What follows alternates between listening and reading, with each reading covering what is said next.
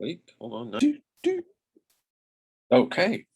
All right. I'm going to share the screen right now and get going here. All right.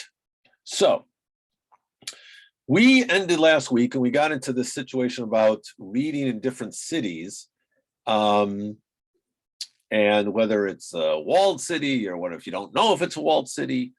And the first part here talks about trying to identify references in the Bible to various cities with the cities that exist in the time of the rabbis of the Gemara. So the Gemara, so here we go. Rav Asi kare Megillah behutzal be'arbesar v'chamesar. Rabbi Asi would read in the city of Hutzal, both on the 14th and on the 15th. Misafkale imu kefet choma mimot Yoshua ben Nun hi ilo. Because just like in that previous case we had last week, it wasn't so clear whether this was a walled city or not. So you cover all your bases, and he read on both days. Ikeda Amar Rav Asi. Okay, so there's another, some say, slightly different version of this report. Hai Hotzal Devet Binyamin Mukefet Choma Mimot Yehoshua Hi. The city of Hutzal, of the house of Benjamin, was walled since the days of Joshua ben Nun, so that there wasn't any uncertainty that actually it was a walled city. Now that, of course, that doesn't explain to us why he read it on both days. It doesn't answer that. But in any case, we keep going. So that seems to leave the discussion that maybe that was the point, is that, yeah, that's wrong. He actually read it on the 15th when you read it in walled cities. Amar Rabbi Yochanan ki havena talia amina milta deshaelna lisavaya. Okay. Incidental to the previous discussion concerning Tiberias, right? That was up here about whether Tiberias is a fully walled city, but one of the walls, or one of its protections, is actually the sea itself.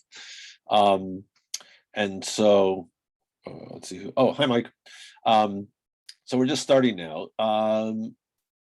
Okay, so then because we were talking about Tiberias last week, so it says that Rabbi Yochanan says that when he was a kid, I asked some of the elders about v'ishdakach kvati, and they agreed with me. Chamat zo Tiberia. So remember, before we had said Rakat. I think it was up here. We said Rakat was Tiberia. Pretty sure that was last week. Yeah, here we go. Yeah. Because there's a passage in Joshua that mentions Rakat, and they said, "Oh, that's Tiberia." So now he says, "No. These elders in the community agreed with me. They said that the town of Hamat mentioned in the book of Joshua is Tiberia, not Rakat. Why is it called Hamat? Because of the Chamei Tiberia, the hot springs of Tiberia. So Hamat and Chamei Tiberia makes sense." Rakat, he says, Zot Sipori. And the reason it was Sipori is because it was raised above the surrounding area like a bank. A Rakat, Mishum de Rakta. So Rakta and Rakat. So it was like the banks of a river. It was raised up like the banks of a river. And Kinneret, the city of Kinneret, was actually Ginosar. Why do they call it Kinneret then?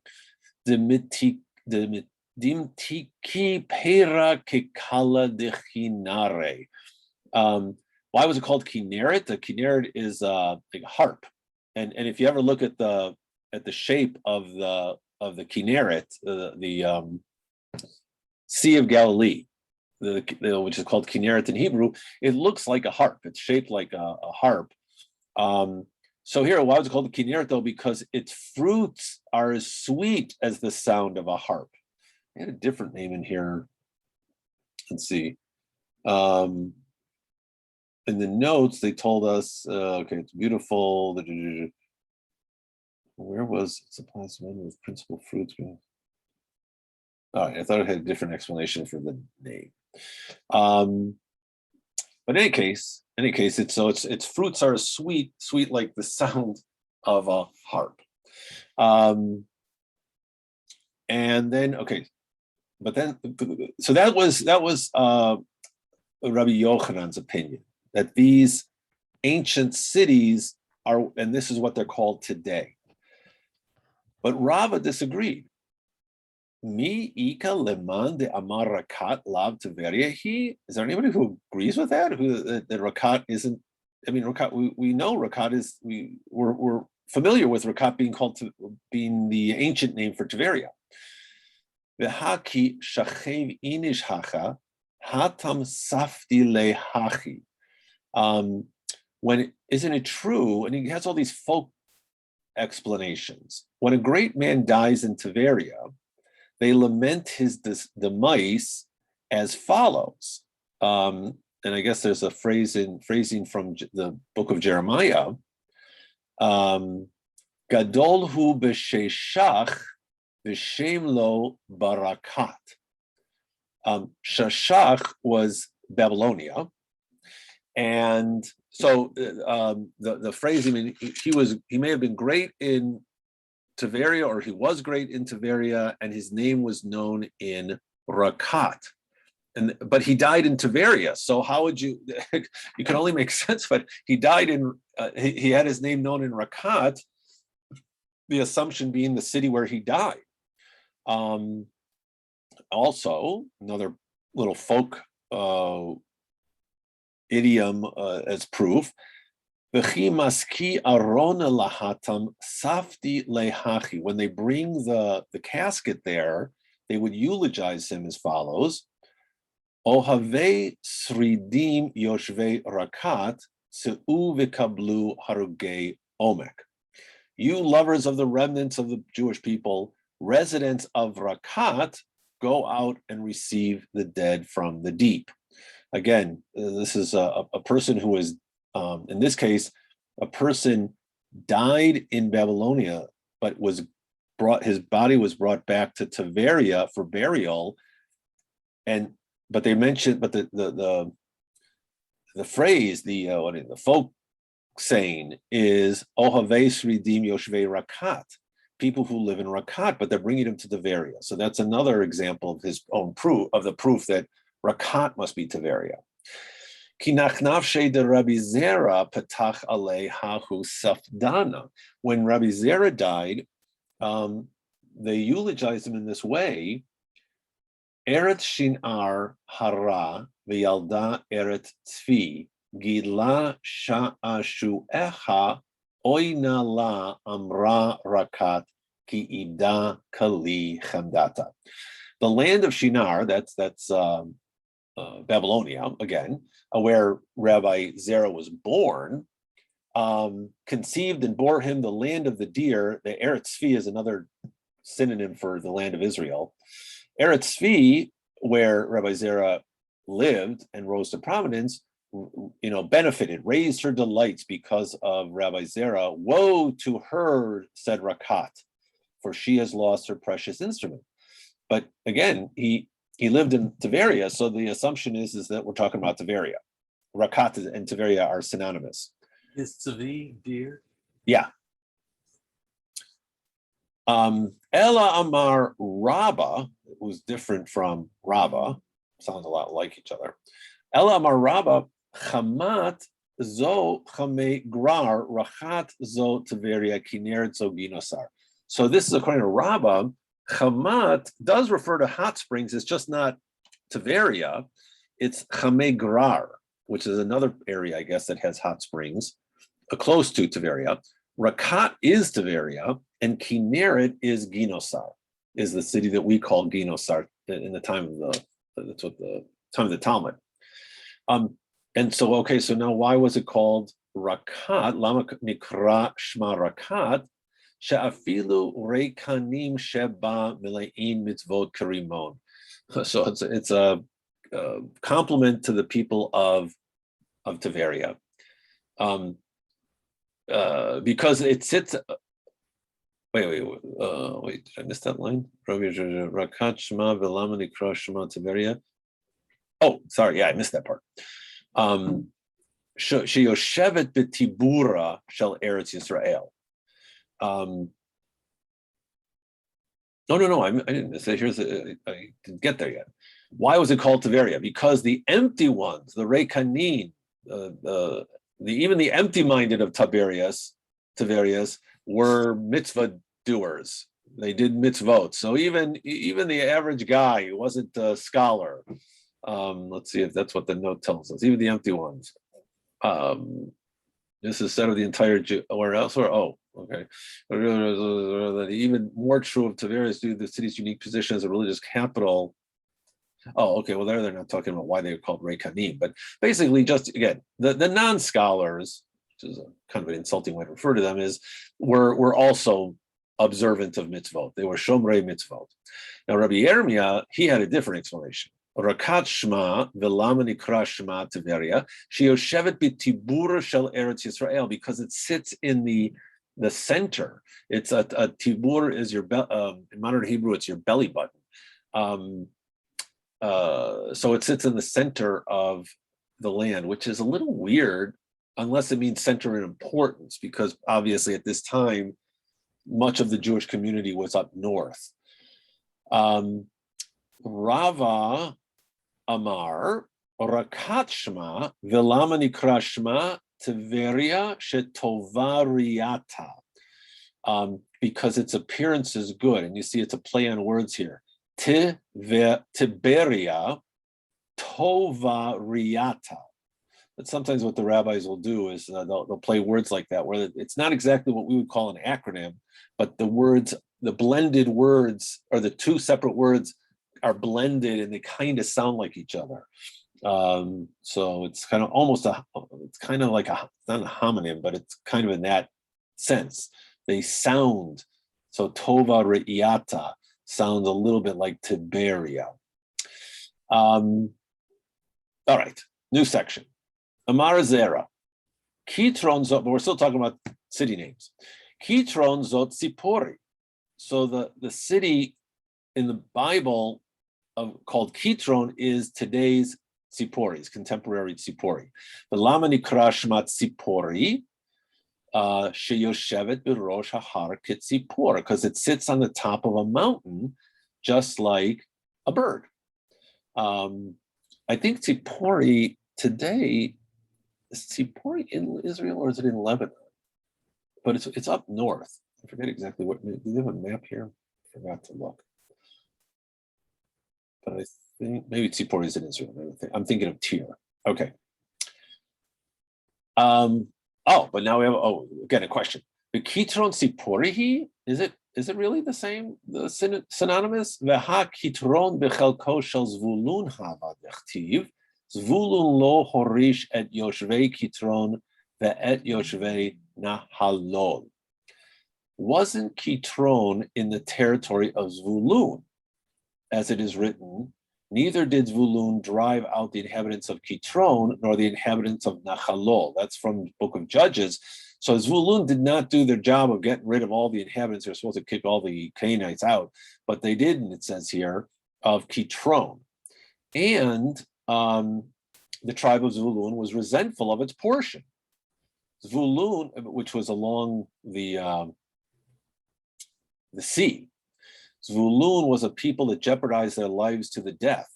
What is the reason for their resentfulness? Because Naphtali was on the high places of the field. So let's just see here. The interpretation of this verse indicates that it was as if the members of the tribe of Zvulun wanted to die because they were angered over the shortcomings of their portion.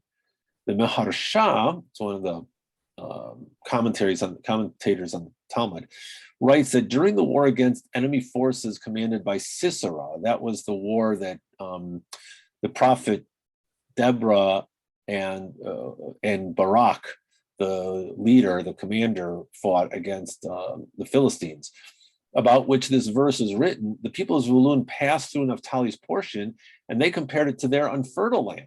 However, the simple explanation of the verse is that because Zvulun had meager land and the Gentiles did not let them spread out, they fought harder in the war and risked their lives. Okay, so so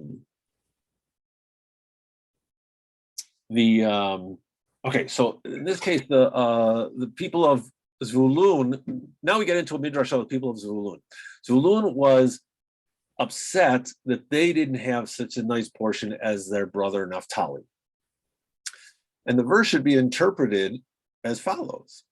Zvulun said before the Holy One, Amar Zvulun lifnei HaKadosh Baruch Hu, Ribono shel Olam, Master of the Universe, La'achayai natata lahem sadot uchramim.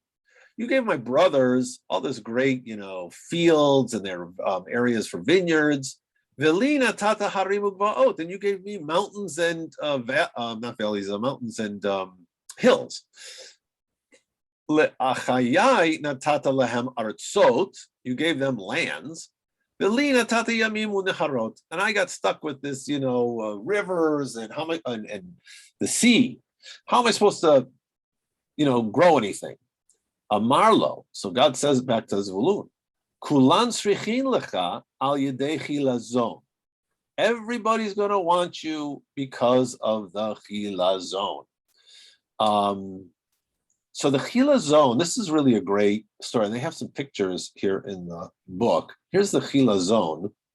It's this little snail. It's the Murex trunculus is its fancy name. It's a Latin name. And what's so fascinating, and this is the snail. This snail, its glands is how we get the blue, the techelet dye. And I wanted to, but I forgot to send to everybody some. If you go to the techelet.net or techelet.com, I think TECHELET.com or .net. The people who now in Israel produce this dye, techelet, will tell the story. It's a fascinating story of how the blue dye was found again. Because the reason why most people have white tzitzit today is because for thousands of years, nobody knew what the chilazon was. They couldn't be certain where this little sea creature came from. There's other passages in the Talmud that describe it, and the description is not so obvious. It's the color of the sea floor and a bunch of other things. It's like, well, how does that help us? And so Judaism's a conservative, small c culture. And if we don't know what the exact way to make the color, the special holy color of techelet, then better not to do it at all. Better not to do it than to do it wrong. And so nobody had techelet for thousands of years, although it was known in that ancient world, because that's where, because it was so valuable. That's what the whole point of this midrash is. Don't feel sorry for yourselves because you got the seas and rivers, because you've got control of the chilazon population, which is really valuable. Because, and if I remember correctly, the Romans, when they took over the Mediterranean, they took over a monopoly on the production of techelet, of this special blue-purple dye. And they wouldn't let anybody else make it because it was so valuable. And so, and all the other cultures forgot, didn't have the wherewithal how to make it. And it was lost when the Romans disappeared from history. So only recently, like in the last 25, 30 years, maybe a little bit longer, maybe in the last 40 years, a combination of both archaeologists finding underwater factories where mounds of this one particular snail, this Murex trunculus snail, mounds of these snails were found near what was clearly an underground factory of some underwater factory of some kind. It's been covered over with water now, and they found that they had these holes in them. So clearly somebody was extracting something from the snails. Then the fashion industry in Israel, which is highly developed, were working with different dyes. Scientists at these industries who were looking at different dyes, and it was like by mistake. I remember the story. The guy's telling the story that his dog, he was working with dye to make dyes from these snail glands, and it was this it's yellow goopy stuff, but his dog got into the bucket and then ran out to the water and in the air and in the sun, and he came back and his face was all blue. And the scientists realized that the oxidation process is what made the goopy yellowish gland turn blue. And then, of course, they went back to the Talmudists who looked at the Talmudic sections and said, oh, well, that would fit. Those descriptions fit the chilazon, the snail. Because there were other people who felt it was like the fish, the cuttlefish. He's got the bubble raft snail. People thought it was that, but it's in the end they figured out that it was this Murex trunculus. So that's why people like myself, I think Ezekiel, maybe Meira, we now wear the blue dye because basically 100% we're certain that this is the actual dye that we talk about in the third paragraph of the Shema, where the patil techelet. And that's what it is. So, and it's just, I don't know how many of these snails exist, but you need a lot of snails to make a little bit of dye. John Rance told me that one of the previous rabbis at Sinai Synagogue, Rabbi Cooperman, who moved to Israel, his son became a biologist and actually works for a company where they're trying to develop to get the chilazon to grow faster, so they can harvest the blue dye. Anyway, okay, so that's what's so great. And so this stuff is really valuable. And then there's a passage. Oh, sorry, the passage is here. It says in Deuteronomy, it's talking about Zvulun and their passage. It says Amim har yikra'u. They shall call the people to the mountain usfunei tmunei chol, and the land and they will have the hidden treasures of the sand. 3 words: usfunei timunei chol.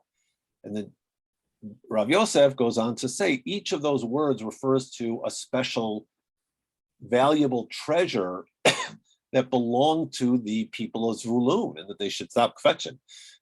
The word sfune, treasures, refers to that chilazon, which is very valuable. Hidden, the word timune refers to a little type of fish, the tarit, I guess, which is, let's see, where's the words here? A little tarit, I guess it was a popular fish. And finally, chol is sand, and of course that's what you make glass out of. And this was a very special type of glass. White glass was made out of this sand, and again was very valuable, highly prized. So Zvulun said to God, all these resources are great, but how do I know that I won't get taken advantage of? Because it's not like it's one thing to be in the hey Ezekiel, it's one thing to be in the to farm. You can protect your farm, but how am I supposed to protect the sand? How am I supposed to watch over and make sure nobody steals those little fishies? And so God says, okay, therefore this is how it's going to work. There they shall sacrifice offerings of righteousness. That's again from the blessing of Zvulun. Means this shall be a sign for you that anyone who takes these items from you without making payment will not prosper at all in business. So they'll take the chilazon and it won't give off the proper color or something like that. So anyway, it's clear from the exposition of this verse in Judges that the territory of Zvulun did not contain fields and vineyards. And if it enters your mind to say that Kitron is Sipori, then why was Zvulun resentful of his portion? Wasn't Sipori in his territory, which was land that was vastly superior because of all this good stuff in that land? That you could the snail and the fish and the glass. And if you would say that, well, Zvulun's portion did not have quality land, like that's flowing of milk and honey, didn't Reish Lakish say, I myself have seen the land flowing with milk and honey around Sipori, and it was 16 miles or 16 meal by 16 meal. So what were they complaining about? And if you would say that the part of his territory that flowed with milk and honey was not as much, so he had a smaller portion, that's what he was complaining about. Didn't Rabbi Bar Chana say that Rabbi Yochanan said, I myself have seen the land flowing with milk and honey over all of Eretz Yisrael. And it really was, he had plenty of land. Okay. Even so, then they finally conclude, and I guess that what they're trying to say is that people of the land, right, people who live on the land, who are farmers, who live in an agricultural economy, they're just going to prefer fields and vineyards. It's something that they know how to do. It's a little bit different than, glass making or fishing for these things. And obviously, to make the dye from the chilazon is a lot of work. It's not something it's not as simple, even though obviously cultivating fields is hard work. It's not as simple as that. So that, people just prefer fields and vineyards, all these agricultural tribes. The language of the verse is also precise according to this explanation, as it says, and Naphtali al meromei sadeh. So Naphtali was on the high places of the field, but also miromei can be understood as qualitative, highest quality of fields. And so that's what you can learn from this, is that they complained that what they were complaining about is they didn't have the high equal quality of land as their neighbor Naphtali did. Okay, now we get to another little passage about cities and names. Amar Rabbi Abahu, ve'ekron te'aker. Okay, so in Zephaniah, the prophet, he says, there's a verse that says, Ekron shall be uprooted. What's Ekron? This is an allusion to Caesarea, or Kesari, Bat Edom, the daughter of Edom. Shehi Yoshevet Bein HaCholot, it's situated among the sands. And as he tells us here, the Kesari was a Greek city, means it wasn't mostly Jewish, and it served as the seat of Roman rule. When the Romans were identified with Edom in Jewish literature, ruled Eretz Yisrael. That's why they refer to it as daughter of Edom. And what is it? Vehi haita yated tiku'a liYisrael b'mei Yevanim. It was a spike stuck in the side, as a thorn in the side of the Jewish people in the days of the Greeks, when the Hellenists were in the land. Malchut Beit Hashmonai v'nitzchum hayu korin ota Achidat Migdal Shir. So when the Hasmoneans prevailed over the Hellenists, they called it Achidat Migdal Shir, the captured tower of Shir. So here's some. So here's Tiberia, and here's Caesarea. It's along the sea. Now it's a really nice suburb of Tel Aviv and Jerusalem, I think. I don't know if it's a suburb, but a lot of wealthy people live. But you see, it's along the sea here, which was in the biblical times. This is where the Philistines had territory along the Mediterranean coast. Let's see, where were we? Okay, so what's the meaning of? So Rabbi Yossi Bar Chanina said, Amar Rabbi Yossi Bar Chanina, my dichtiv, and this is from Zechariah. Basiroti damav mipiv, v'shikutsav mi bein shinav, v'nishar gam hu lalohenu. I will take away his blood out of his mouth and his detestable things from between his teeth, and he shall also be a remnant for our God. And then the continuation of the verse refers to Ekron. And he shall be as a chief in Judah, and Ekron as a Jebusite. The verse should be understood as follows. I will take the blood out of his mouth. That refers to house of altars, where they sacrifice offerings. his detestable things from his teeth, that's referring to house of piles of ritual stones, right? This is getting rid of, this is what Zechariah is predicting. They're going to get rid of all these pagan places, altars. And v'nishar gam hu l'Eloheinu, and it shall be a remnant for our God. These words are referring to the synagogues and study halls in Edom. That is, at some point, what once was the area of Edom or under Roman rule will eventually turn into synagogues and study halls, which I guess 2,000 years later or 1,500 years later became true. Because today in that area there are study halls and synagogues. He shall be as a chief, an aloof in Judah, and Ekron as a Jebusite. These words are referring to the theaters, the teatreot, and the circuses, the kirkas, like that's where the word circus comes from. Shebe Edom, Sha'atitin, Sarei Yehuda l'lamed behen Torah barabim. They'll take down those theaters and circuses in these Roman-controlled areas, but eventually the officers, the leaders of Judah will teach Torah in public. So they're looking forward to the day when Rome will be pushed out and the rabbinic class will take up. Amar Rabbi Yitzchak, Leshem zo Pamyas. So Leshem is the area of Pamyas. The children of Dan went up and fought against Leshem. This is referring to the city known in Talmudic period as Pamyas. Again, from the Zephaniah, Ekron will be uprooted.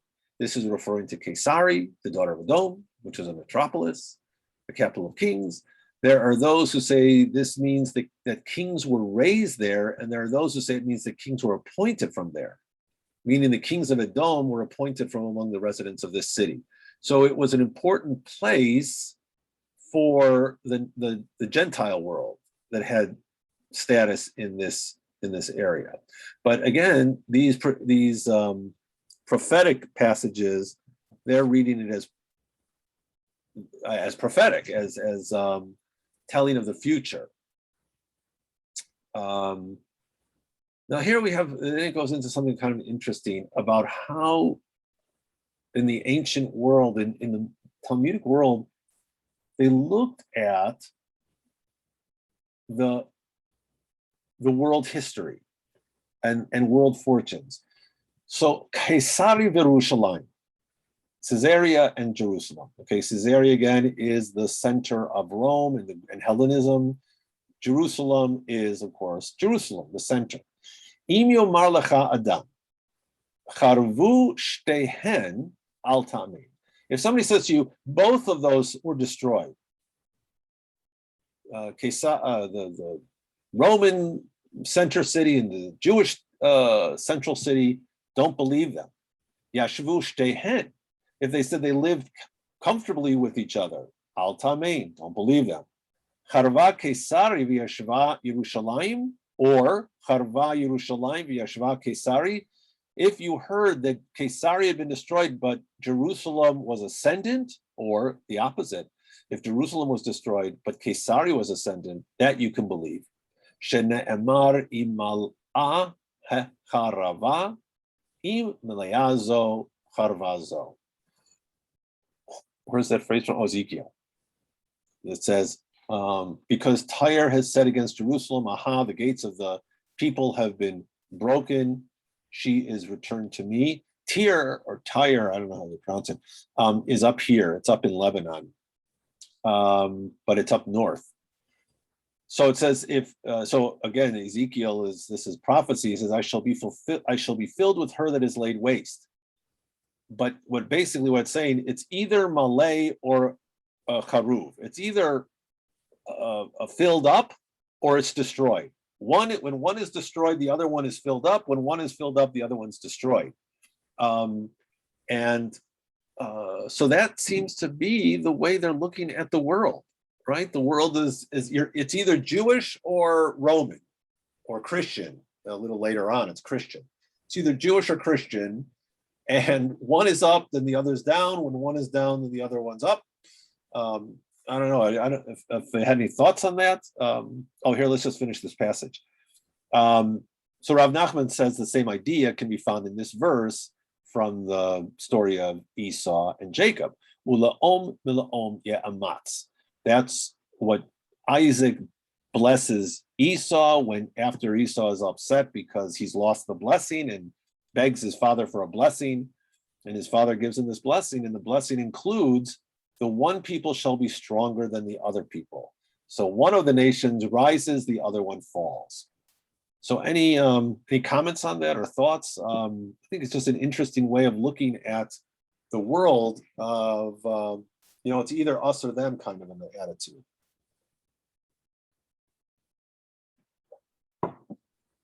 So much for coexistence.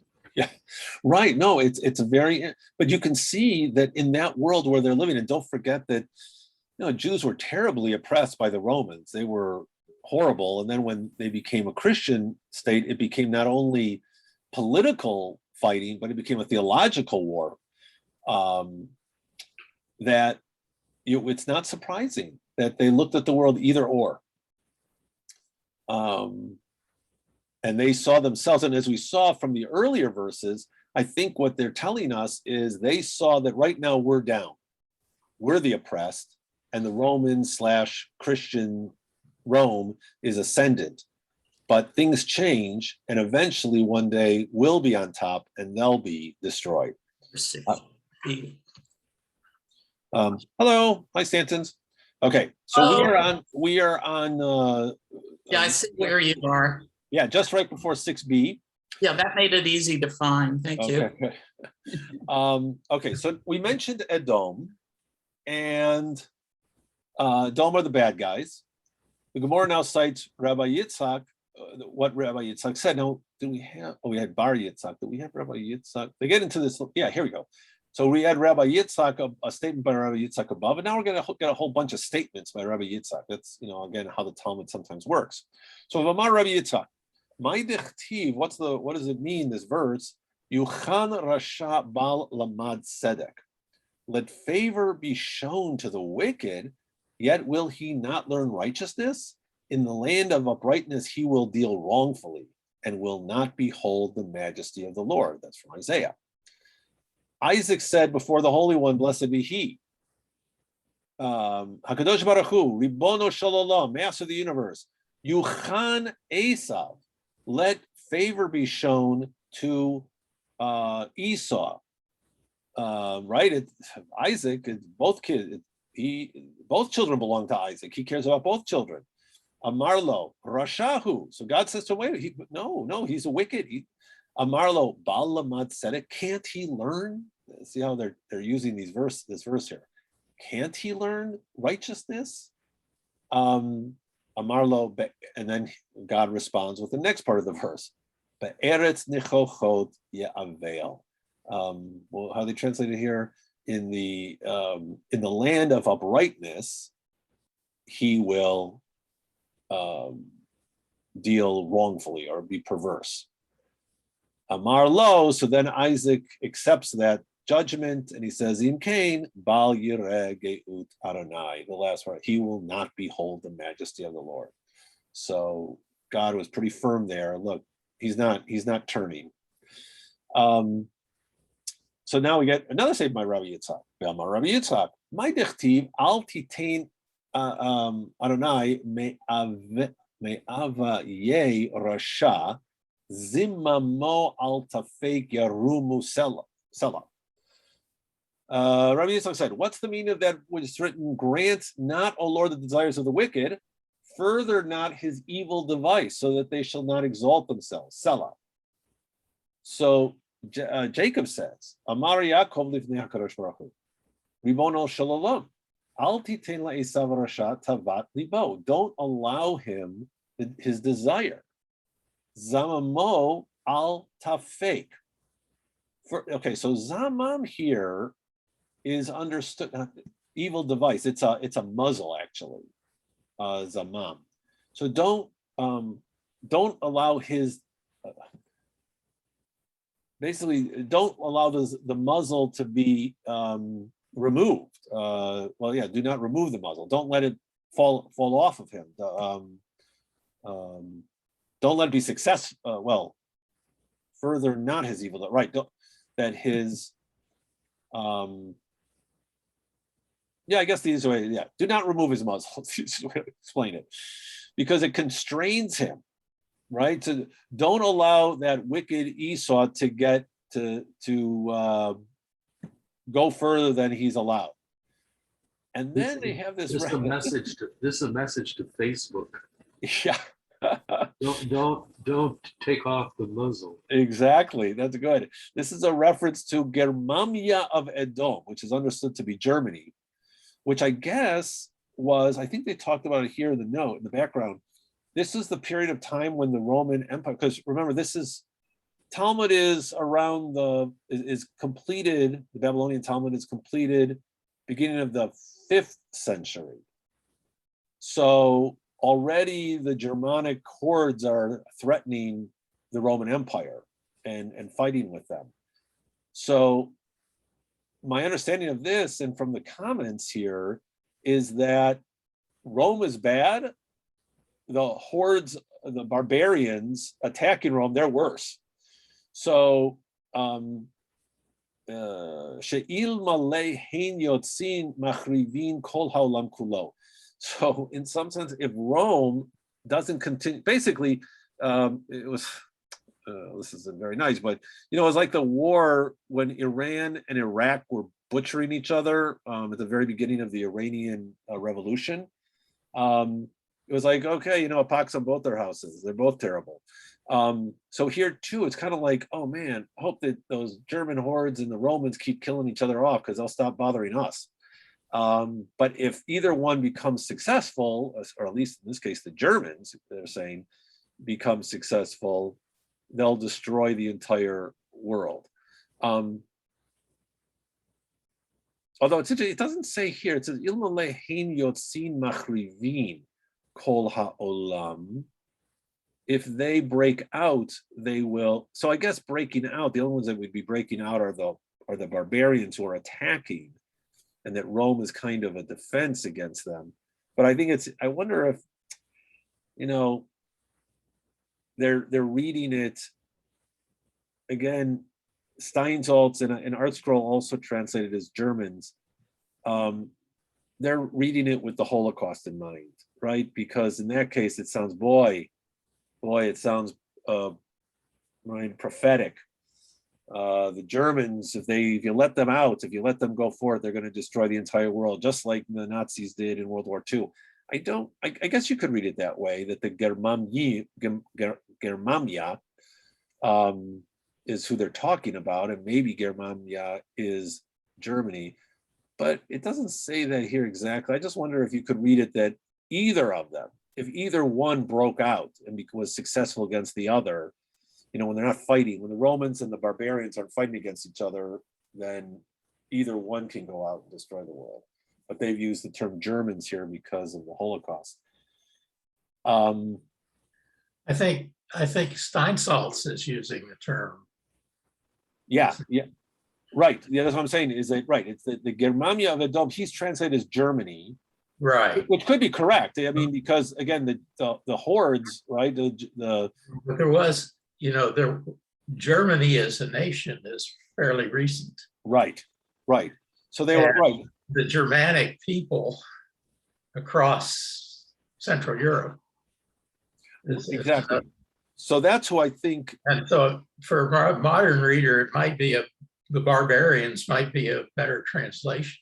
That's what I'm suggesting, right? I think that that might be a more accurate of what they're saying, but again, Steinsaltz and Art Scroll did the same thing.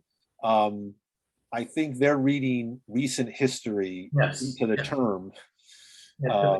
So, and here we go. Here, well, now they explain. This is Rabbi Chama Bar Chanina, his understanding of Germania history.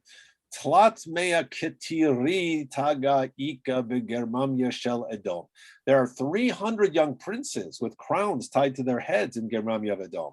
And there are 365 chieftains Okay, I guess a Marzavne, the Middle Persian border guard.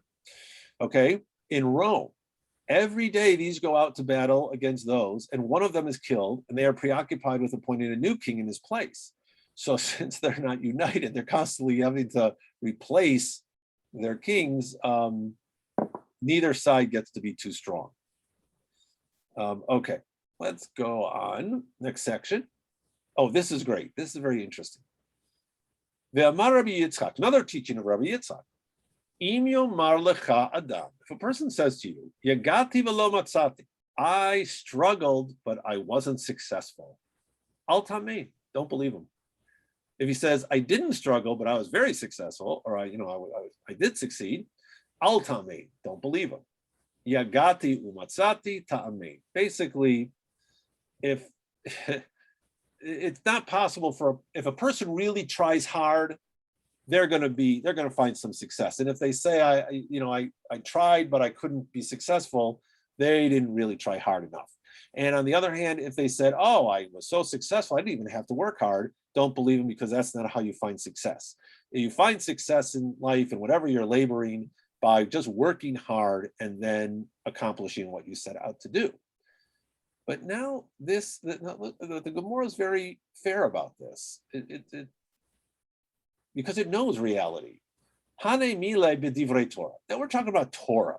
As you say, I really studied hard, but I just couldn't learn Torah. I mean, it just was too hard for me. Okay, so maybe you didn't work hard enough. But if you say, oh my God, I sat down one day and I understood the entire, I understood exactly what Torah was saying, well, you don't believe him either. You work hard, and Torah is hard work. But in the case of Masa Umatan, in case of business, Siyatahu mean Shamaya. When it comes to business, you need help from heaven, meaning basically, you got to be lucky. And don't pretend that, because somebody can work really hard and not be successful when it comes to business or any kind of laboring in the secular world. But then they pull back even on Torah. Divrei Torah lo amaran ela lechadudei. They only said with Torah regarding to the lechadud is to sharpen, is sharpening your skills. So, which also makes sense, right? If you work hard at Torah or studying Talmud, then you will eventually increase your skills at learning. And if you're not getting better at it, then maybe you're not working hard enough. That you can say that.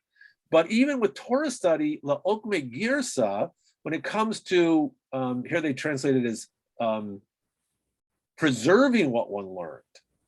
That also you need siyata, the shemayahi, which is, I said in my thing that gave me an out finally, because you learn and then you forget everything you learned, and it's like, wait a minute, didn't I learn?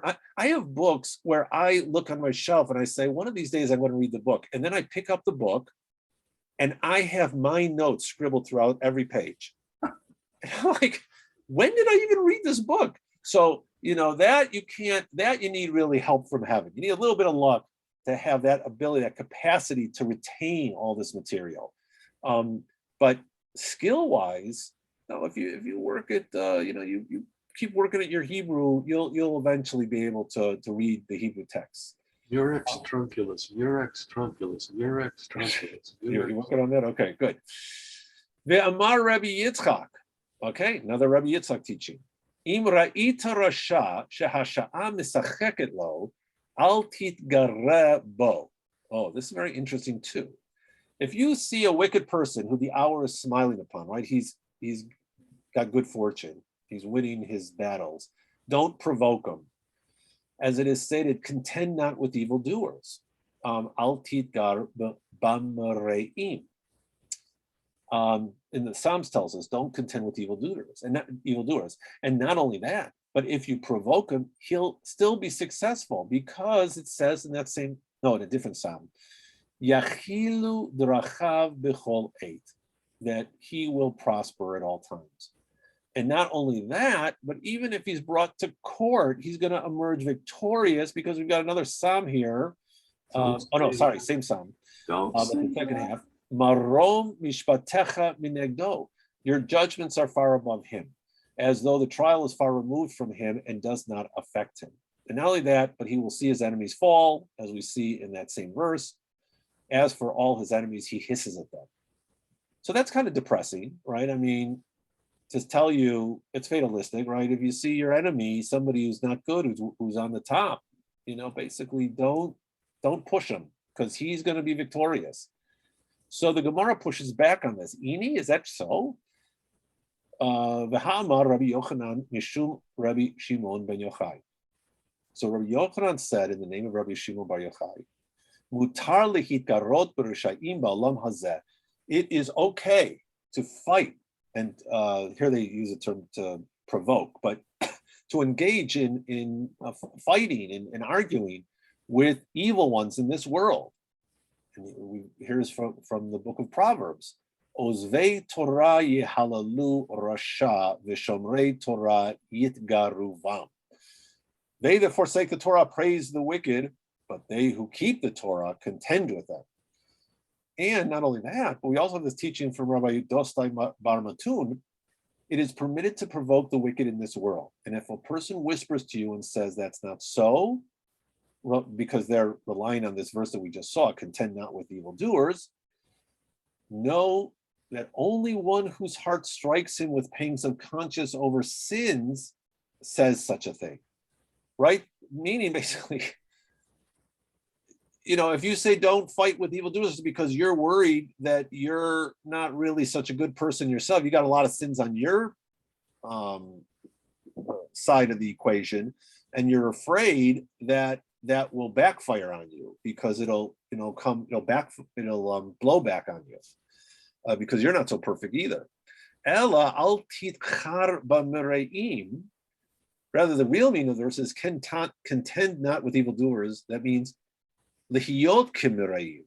So don't read it ba mereim, read it ka mereim. Don't be like them. And don't be jealous, envious of the workers of iniquity. Don't again, reading it with the preposition like. Don't envy people who are sinners. And it says elsewhere. It says elsewhere, let not your heart envy sinners, but be in fear of the Lord all day long. That's also in Proverbs. So the idea here is don't be like them. It doesn't say don't provoke them, just don't be like them. So now we got two opinions against each other. And this conclusion is lo kashya ha b'milei didei ha b'milei deshamaya.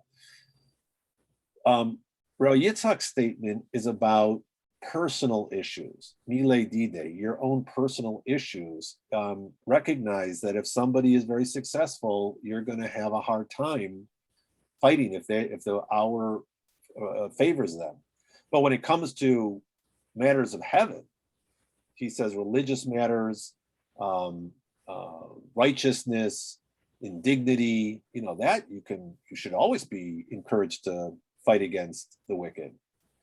The ibait amen, if you wish, hava milei dide. Or you could argue this way. They're both talking about personal matters, but they're not contradicting each other because one's talking about a tzaddik gamur, and the other one is talking about a tzaddik she'eino gamur, who's not, one's talking about a complete righteous person who's not afraid of going against the wicked. And the other one is the person is not so completely righteous and may be afraid that because of his sinfulness or whatever he owes, his debits, he might get wounded in going against this person who the hour is smiling upon him. Then we have, and Rav Huna said regarding this, my dichtiv, lama tabit bogdim tacharish bevala rasha tzadik mimenu. Why do you look upon that deal treacherously and remain silent when the wicked devours the man that is more righteous than he? This verse indicates that the wicked devours one who is more righteous than he. However, he doesn't devour one who's completely righteous. So yeah, if it's person who's a pretty good person going against a wicked person who is, again, his mazel, right? His luck, his fate is smiling upon him. Then you might be in trouble, because that might, as the verse tells you, that case the wicked may devour the one who's more righteous, but the one who's completely righteous doesn't have to worry about it. And if you say, oh, here's another possibility.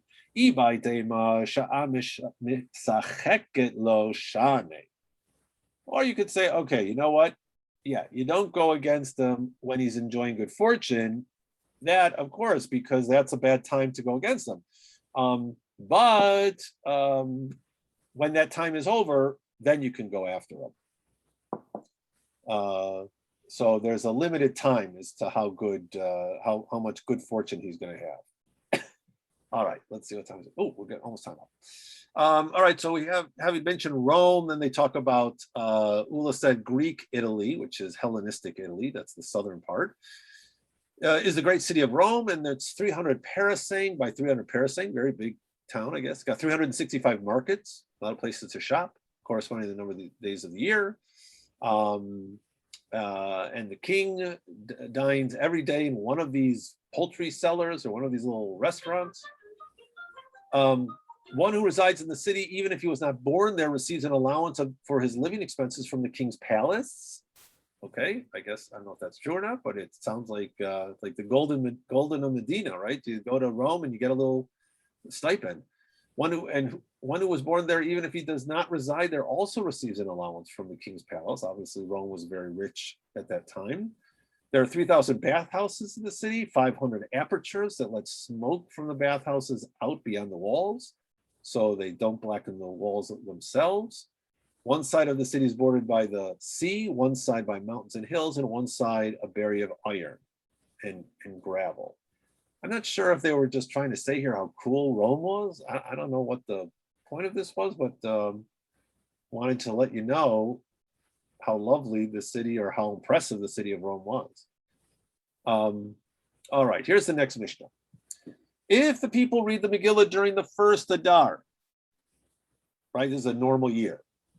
Oh, no, you're right. It's a normal, well, you assume it's a normal year and only one Adar. And then we observe Purim on the 14th of that day, of that month, and you read the Megillah. And then it's determined that, you know what, we messed up. We've got to add in an extra month. And the court adds in the extra month after the fact. And now there's a new month that's added at the last second, and that's second Adar. One reads the Megillah during second Adar. Korin ota ba'adar sheni. Ein bein Adar Rishon la'Adar Hasheni. There's no difference between the first Adar and the second Adar. Allah kriyat Megillah umatanot levani. The only difference between the 2 months in this case is the reading of the Megillah and distributing gifts to the poor. So now we have to figure out, what does that mean? Because here he's explaining, he's suggesting, because that's what the Gemara is going to tell us, that when you throw in this second Adar, or even in a regular year, when you know there's going to be 2 months of Adar, Purim always falls in second Adar. And the observance not only of reading the Megillah, but distributing gifts to the poor, which we saw earlier was so important to the poor, they were expecting it, that's done in the second month of Adar, not first Adar.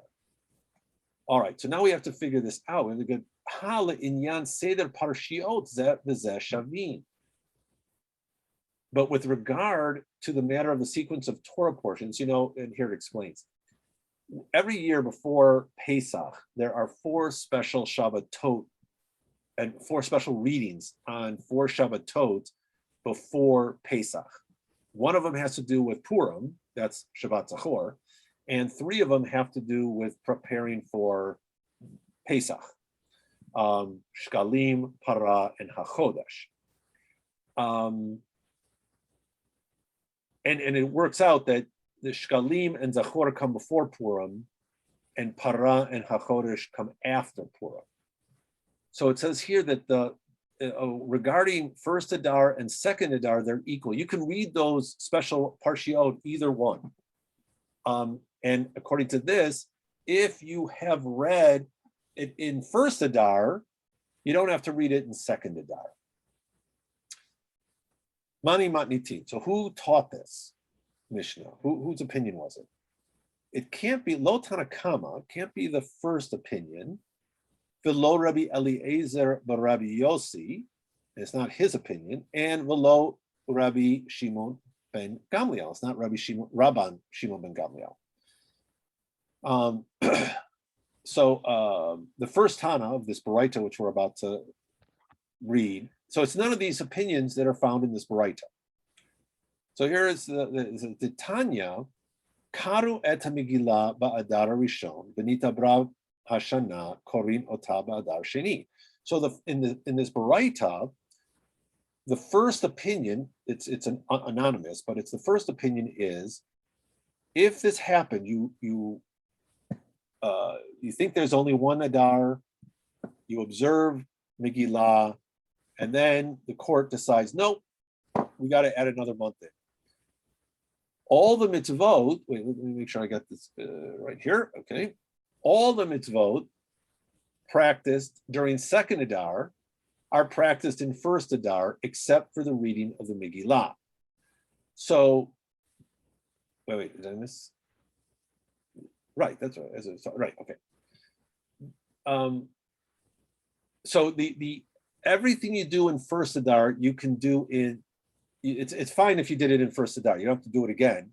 The only thing is you do have to read Megillah over again. You have to that has to be done in second Adar. Rabbi Eliezer, son of Rabbi Yossi's opinion is, no, they do not read it again during second Adar. Because anything you do, shekol mitzvot shenohagot b'sheni, anything that's obligated in the second month, you can do in the first month. So if you accidentally, you went through the whole first month and you did the special Torah readings, the Haftarah readings, and you did Purim, and now you find out, oh, we got to add a second month, you don't have to add anything. We did everything. We fulfilled the mitzvot that we were supposed to observe. So no need to do it again. Rabban Shimon ben Gamliel Omer, Mishum Rabbi Yossi, in the name of Rabbi Yossi, Af Korin Otaba Adar Hasheni. They even read it again during the second Adar, as all mitzvot that are practiced during the second Adar are not practiced during first Adar. So he says, you shouldn't have done any of that stuff in the first Adar. Since you did it, and then they decided to add the second month, you got to do it all over again. And they all agree, all three opinions though, agree that with regard to eulogies and with regard to fasting, which is, both of these are prohibited both in the first Adar and in the second Adar. So on the 14th and the 15th of Adar 1 and Adar 2, even though, and this is true for a year where you know there's going to be 2 months, as we do today, you're not allowed to fast, and you don't have eulogies on the 14th and 15th of Adar 1, which is called Purim Katan. Okay, so now they analyze the Baraita. Rabban Shimon ben Gamliel, Hainu Tanakama. See, they're confused because the Rabban Shimon's opinion, and the Tanakama's opinion seem to be the exact same one. I mean, at least in practicality, the way it resolves itself.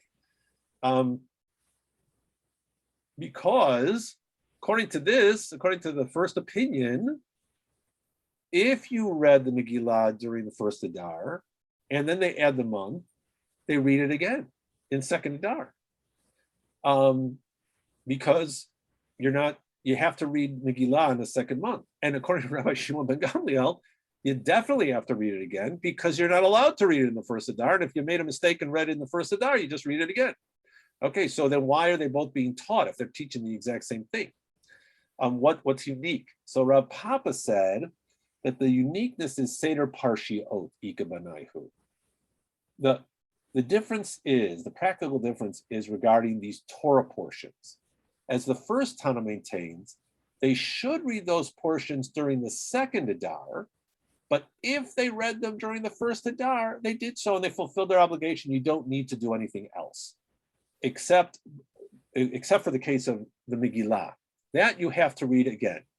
But you don't have to read Parshat Zachor, and you don't have to read Parshat Shkalim if you've done it in the first Adar, because it's done. Rabbi Eliezer, but Rabbi Yossi's thought, his understanding is that even the reading, and of course Rabbi Shimon ben Gamliel would say, no, you got to do both. You've got to read those Torah portions in the right month. So you haven't exempted yourself by reading it in the first Adar, if they add a second one at the last second. Rabbi Eliezer and Rabbi Yossi Savar, afilu mikra Megillah lechatchila barishon. He, according to him, it doesn't really matter which month you read Megillah. You could read it if you wanted in the first month. That's perfectly okay. And then you don't have to read it again in the second Adar. And Rabban Shimon ben Gamliel maintains, even with regard to the sequence of the 4 Torah portions, you must read them in second Adar. You're not exempt from reading them first Adar. Mani. Okay. So then whose opinion is the Mishnah that we just learned? Itanakama kasha matanot. Rabbi Eliezer, but Rabbi Yossi, kasha nami mikra Megillah. Rabbi Shimon ben Gamliel, kasha seder parshio. All right, so each one has a problem. If the Mishnahs according to the Tanakama of the Baraita, we have a problem because the Tanakama didn't mention anything about gifts, indicating that he maintains that if gifts were distributed during the first Adar, one need not distribute gifts to the poor during the second Adar, but according to the Mishnah, you do have to. And if the Mishnah is taught according to the opinion of Rabbi Eliezer, the reading of the Megillah is difficult, right? Because he said you didn't have to read it in the second Adar, but the Mishnah said you did. And if it's the opinion of Rabban Shimon ben Gamliel, then the sequence of Torah portions is difficult because it may not be that, according to the Mishnah, we were even talking about Torah portions. They said nothing about that. So he may be adding something in here. So the answer is, actually the first answer is, Le'olam Tanakama. Actually, the Mishnah is in accordance with the first Tana. So how do we make sense of this? Utana mikra Megillah vehu hadin matanot le'evyonim deha beha talia. The first Tana was the opinion of the Mishnah, and with regard to the reading of the Megillah, and the same is true with regard to gifts to the poor, as this mitzvah is dependent on that one. So the Gemara already explained that the gifts to the poor are distributed on the day that the Megillah is read. So actually, it's not a problem for the Tanakama, the whole idea of gifts, because if you distributed gifts in the first month, you distribute them again, just like you read the Megillah again. And if you wish, but here's another possibility, Ibai Tema, if you want, you could also say that it was Rabban Shimon ben Gamliel's opinion in the Braita, which is the opinion of the Mishnah. Umatnitin chasure michasra. And the problem here is that the Mishnah is incomplete, and it should have said this. The difference between the 14th of the first Adar and the 14th day of the second Adar is only with regard to the reading of Megillah and distributing gifts to the poor. The Gemara infers that with regard to the matter of eulogy and fasting, the first Adar, and the second Adar are equal, while the sequence of the Torah portions doesn't talk about it at all. So it's not really part of it at all, and so therefore Rabban Shimon ben Gamliel could be understood as the author of the Mishnah, because it has nothing to do with, it wasn't, I mean, the issue of Torah portions just doesn't come up. It wasn't even part of the discussion. So Rabbi Chia bar Avin said, that Rabbi Yochanan said, in the end, Hilchata ke Rabbi Shimon ben Gamliel she'amar mishum Rabbi Yossi. He determines that the halacha that we follow today is according to Rabbi Shimon ben Gamliel, and we are supposed to do everything in the second month. We don't do it in the first month. All these rules apply to the second month of Adar. And if, it wouldn't happen today, but if we lived at a time when the Sanhedrin was determining the intercalation of months, and at the last second of the month of Adar 1, or at the last month of Adar, it turned out that was Adar 1, then we would have to do it all over again. Okay, a little bit more.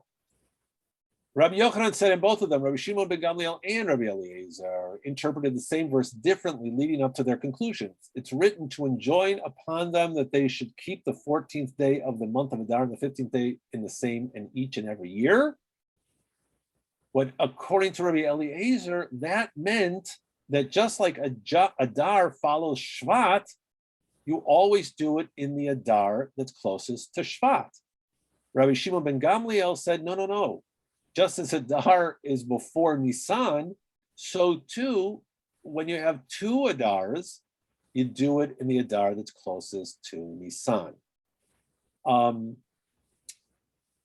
So granted, according to Rabbi Elazar, son of Rabbi Yossi, the reason for his opinion is logical. Because, so according to Rabbi Elazar, the reason you have to do it in the first Adar, the one that's closest to Shvat, is because we always have the principle that you want to do a mitzvah as soon as you can. So you don't put off doing a mitzvah. That's why we wear tefillin in the morning. So you do it as soon as you can. You can wear tefillin, you can put on tefillin and observe the mitzvah all day long, but we do it in the morning because you don't want to let it go too long. But Rabban Shimon Gamliel's explanation was because he wanted redemption followed by redemption, which is really, I think, a much more lovely explanation. You have the redemption of Purim and the redemption of Passover. And there are two different types of redemption. Redemption of Purim was, right, it's humanly, I mean, obviously the rabbis and the Talmud are going to find that it was God who was behind it all, but we know from the story itself, it is Jews have to figure out their own redemption because God's not speaking in that book. And then you have Passover, which is a different type of redemption, a divine redemption. And so we have both of these forms of redemption followed one after the other. Sometimes we're fortunate to get the second one, the Pesach version, and sometimes we have to figure it out ourselves. And then secondly, Rabbi Elazar said there's also another way to read Rabban Shimon ben Gamliel.